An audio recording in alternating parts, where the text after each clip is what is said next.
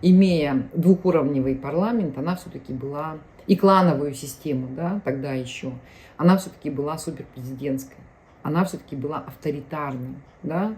Николаев был авторитарным правителем у нас. И тем не менее, якутский проект Николаева, он во многом помог республике Саха, во-первых, сохранить язык. При Николаеве начался массовый приток в города, практически русскоязычные города полностью, да, там, не знаю, 90% населения до 90-х годов в городах, в Якутске в том же самом, это было русскоязычное население, 90%.